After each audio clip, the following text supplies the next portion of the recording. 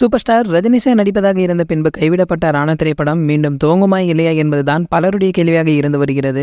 அதாவது எந்திரன் திரைப்படம் முடிந்த பிறகு சூப்பர் ஸ்டார் தன்னுடைய கதை, திரைக்கதை மற்றும் வசனத்தில் நடிப்பதாக இருந்த திரைப்படம் தான் ராணா. இந்த திரைப்படத்தை கே.எஸ். ரவிக்குமார் இயக்குவதாக இருந்தது. தீபிகா படுகோன் நாயகியாக நடிக்க இருந்த இந்த படத்துடைய முதல் நாள் படப்பிடிப்பின் பொழுது சூப்பர் ஸ்டார் அவர்களுடைய உடல்நிலையுமே பாதிக்கப்பட்டிருக்கு. அதன் பிறகு பாத்தீங்கன்னா இந்த திரைப்படம் கைவிடப்பட்ட நிலையில ராணா போல ஒரு சிறப்பான கதையை மீண்டும் படமாக்க வேண்டும் என்பதுதான் அவருடைய ஆசை என கே.எஸ். ரவிக்குமார் ஒரு பேட்டியில் பேசியிருக்காரு. சூப்பர் ஸ்டார் ரஜினி சார் எழுதிய ராணா கதை பாத்தீங்கன்னா இப்பொழுது வேண்டுமானாலும் படமாக எடுக்கலாம், ஆனால் அதை தாண்டி பேசும் ஒரு படமாக ராணா இருக்கும் என்றும் அந்த அளவிற்கு இந்த படத்துடைய கதை சிறப்பாக இருக்கும் என கூறியிருக்காரு கே.எஸ். ரவிக்குமார் அவர்கள். இதைத் தொடர்ந்து இதற்கிடையில தான் கே.எஸ். ரவிக்குமார் சூப்பர் ஸ்டாருடைய ராணா திரைப்படத்துடைய கதையை விஜய் சரி வைத்து எடுக்கலாம் என முயற்சித்ததாக ஒரு தகவல்கள் வெளிவந்திருக்கு. ஆனால் இது எந்த அளவிற்கு உண்மை என தெரிய வரவில்லை. மேலும் சூப்பர் ஸ்டார் எழுதிய கதையில் விஜய் சார் நாயகனாக நடிக்க அந்த திரைப்படத்தை கே.எஸ். ரவிக்குமார் இயக்கினால் ரசிகர்களுக்கு செம ட்ரீட்டாக இருக்கு என்பதில் எந்த சந்தேகமுமே இல்லையா. சரி, ஓகே, இந்த வீடியோ பற்றி நீங்க என்ன நினைக்கிறீங்களோ அது கீழே உள்ள கமெண்ட் செக்ஷன்ல கமெண்ட் பண்ணுங்க. மேலும் இது போன்ற தளபதி பற்றி வெளியாகும் அனைத்து செய்திகளை நீங்க உடனே தெரிஞ்சுக்க நம்மளுடைய தளபதி 360 நம்ம சேனலை சப்ஸ்கிரைப் பண்ணிக்கங்க. பக்கத்தில் உள்ள பெல் ஐகானை கிளிக் பண்ணிட்டீங்கன்னா நீங்க நம்ம வீடியோவை மிஸ் பண்ணாம பார்க்கலாம்.